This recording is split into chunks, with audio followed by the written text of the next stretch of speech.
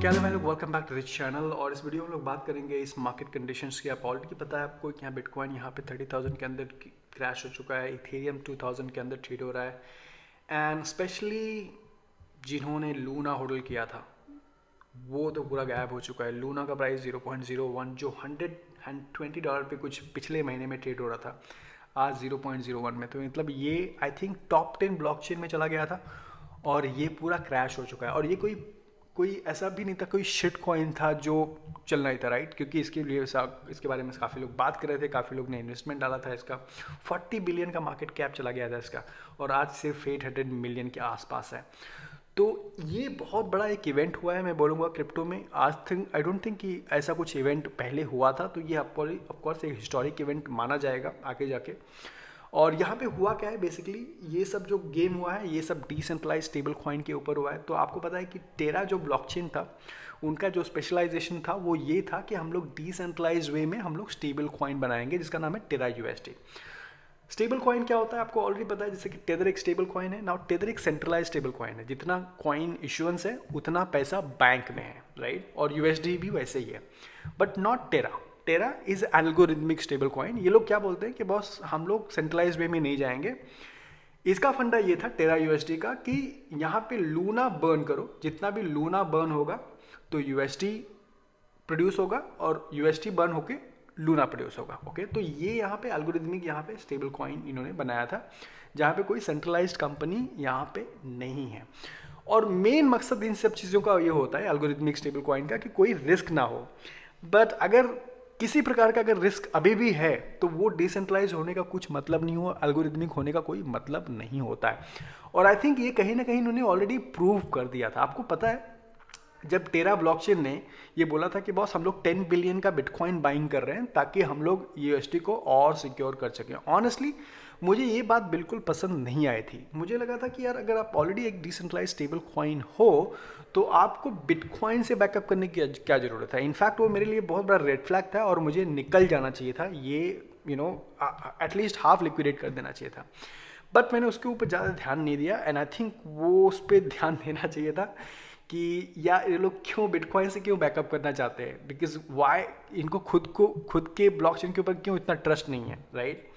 So anyway ये हुआ, ये जैसे इन्होंने अनाउंसमेंट किया था कि बॉस ये लोग 10 बिलियन का बिटकॉइन बाइंग करेंगे ताकि यूएसडी को और ये लोग पेक कर सकें, तभी ये लोग काफ़ी लाइमलाइट में आने लगे थे। ओके, तो काफ़ी लोगों की इनके ऊपर नज़र लग रही थी। काफ़ी लोग इनको ट्विटर पे क्रिटिसाइज भी कर रहे थे कि ये कैसा स्टेबल कॉइन जहाँ पे आपको बिटकॉइन से, मतलब एक सेंट्रलाइज कंपनी बिटकॉइन होल्ड कर रही है, राइट? सो ये काफ़ी रेड फ्लैग होना चालू हो गए थे। But in the mean time ये हुआ था कि जो डूकॉन जो फाउंडर हैं टेरा ब्लॉकचेन के, राइट, ये काफ़ी एरोगेंट और काफ़ी कॉन्फिडेंस दिखा रहे थे कि बॉस मैं जो कर रहा हूँ मैं स्टेप सही ले रहा हूँ, ये बिटकॉइन जो बाइंग कर रहे हैं हम लोग वो भी सही है, और जो यूएसडी स्टेबल कॉइन है ये सेफ है बिल्कुल, इसमें कोई टेंशन नहीं होने वाला है। तो यहाँ पे लोग ट्विटर पे लोग ऐसी बात करने लगे थे। आई थिंक कहीं ना कहीं काफ़ी लोगों के नज़र में ये आने लगा तब जब इन्होंने बोला कि हम लोग 10 बिलियन की बिटकॉइन बाइंग कर रहे हैं, और यही हुआ है। आई थिंक कुछ सेंट्रलाइज्ड कंपनी ने, कुछ सेंट्रलाइज्ड फाइनेंशियल इंस्टीट्यूशन ने, हालांकि इन्होंने मना कर दिया है। यहाँ पे इन्होंने बोला कि सीटाडेल जो एक कंपनी है, फाइनेंशियल कंपनी है, ब्लैक रॉक, जेमिनी, इन्होंने सब लोग ने मना किया कि हम लोग का इसमें कोई हाथ नहीं है। बट ऑब्वियसली कोई ना कोई यहाँ पे ऐसा फाइनेंशियल इंस्टीट्यूट है जो ये पूरा गेम किया है। क्या गेम किया है, यहाँ पे कहीं ना कहीं यहाँ पे सीटाडेल का नाम आ रहा है। इन्होंने बोला कि 100,000 बिटकॉइन इन्होंने बोरो किया, बाद में इन्होंने 25,000 का इन्होंने यूएसडी जो स्टेबल कॉइन है इनका वो खरीदा, और उसके बाद ये स्टेबल कॉइन मार्केट पे इन्होंने डंप करना चालू कर दिया। जैसे ही ये टेरा यूएसडी इन्होंने डंप करना चालू कर दिया, इसका पेग गिरते गया। तो जो $1 होना चाहिए था वो 90 सेंट्स आ गया, फिर 80 सेंट्स आ गया। ये क्या किया, ये पूरा मार्केट में पैनिक सिचुएशन क्रिएट कर दिया कि भाई टेरा ब्लॉकचेन, मतलब ये क्या हो रहा है, ये तो $1 के ऊपर $1 होना चाहिए था, $1 तक नहीं आ रहा। और इसी चक्कर में काफ़ी लोग अपना जो यूएसडी थे वो भी बेचने लगे, लिक्विडेट करने लगे, जिनके पास लूना था वो भी बेचने लगे। तो ओवरऑल यहाँ पे कहीं ना कहीं इसको सेंट्रलाइज्ड अटैक माना जा रहा है, एंड मुझे लगता है कि ये गलत भी नहीं है, क्योंकि अगर आप डिसेंट्रलाइज हो तो आपको you should be in decentralize in a way that कि आप सेफ भी हो। तो आप ऐसा नहीं बोल सकते कि इन्होंने अटैक किया, boss that was the whole point. कि आप डिसेंट्रलाइज थे। अगर कोई अटैक करके आपको क्रैश कर सकता है तो इसका मतलब डिसेंट्रलाइज तो हो ही नहीं आप, राइट। सो एनीवे, ओवरऑल यहाँ पे सिचुएशन यहाँ पे हो चुकी है कि ये कि टेरा ब्लॉकचेन पूरा इसका वैल्यूएशन पूरा ख़त्म हो चुका है। यूएसटी का तो सबका बहुत बड़ा लॉस हुआ है। इनफैक्ट मेरे भी कुछ थे यहाँ पे जो ऑब्वियसली यहाँ पे लॉस हुआ है मेरा। बट एक चीज़ और मैं बताना चाहूँगा कि जो ये डिसेंट्रलाइज स्टेबल कॉइन का जो गेम है, काफ़ी लोग कोशिश कर रहे हैं कि डिसेंट्रलाइज स्टेबल कॉइन बनाया जाए, बट अभी तक कोई 100% सक्सेसफुल नहीं हुआ है। इनफैक्ट जो मेकर डाओ है वो भी centralised stable coins day backup है। आपको पता है इथेरियम जब मार्केट क्रैश हुआ था तो डाई का भी पैग ही चला गया था जो $1 के नीचे आ गया था, राइट। ये जो डाई जो $1 होना चाहिए था। तो कहने का मतलब ये कि बहुत सारे लोग, आइडन फाइनेंस के साथ ऐसा हुआ था, आइडन फाइनेंस भी एक स्टेबल कॉइन बनाने की कोशिश कर रहे थे, उनके साथ भी ऐसे ही कुछ हुआ था गड़बड़। तो बहुत लोग डिसेंट्रलाइज स्टेबल कॉइन की बनाने की कोशिश कर रहे हैं, बट अभी तक सक्सेसफुल नहीं हो पाया।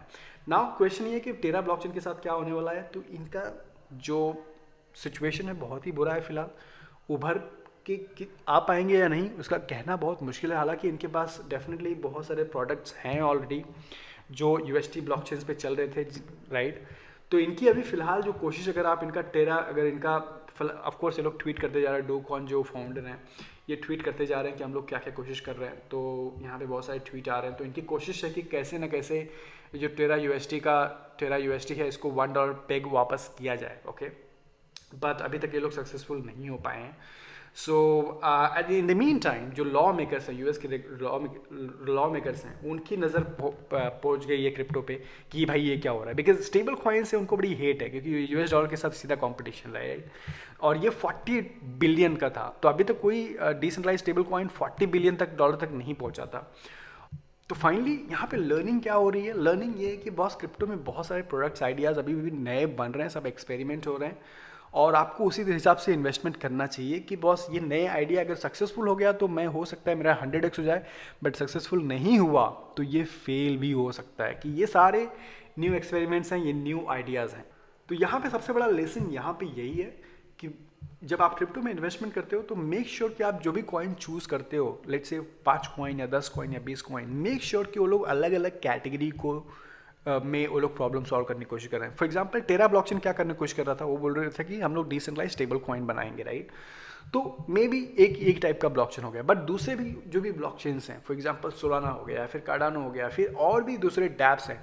तो इट इज़ वेरी इंपॉर्टेंट कि आप हमेशा डाइवर्सिफाइड रहो। कोई भी ना, ऑफकोर्स जैसे मैंने बताया कि जो टेरा के ब्लॉकचेन की टीम है, ये लोग ट्राई कर रहे हैं कि इसको वापस बैकअप या रिकवर किया जाए, बट इसकी उम्मीदें बहुत ही कम लग रही है फिलहाल।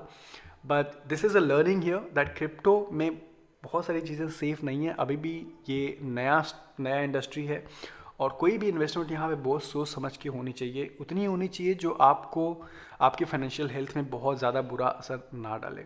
लेट मी नो आपका क्या ख्याल है। लेट मी नो अगर आपके पास टेरा, लूना आपका, या फिर कोई और बहुत ज़्यादा किसी कॉइन में आपने इन्वेस्टमेंट किया था और बहुत ज़्यादा आपको इम्पैक्ट हुआ है, या फिर आपको बिल्कुल इम्पैक्ट नहीं हुआ है, आप बिल्कुल होल्ड कर रहे हो। Thank you so much for watching. I will see you in the next video. Take care, good night.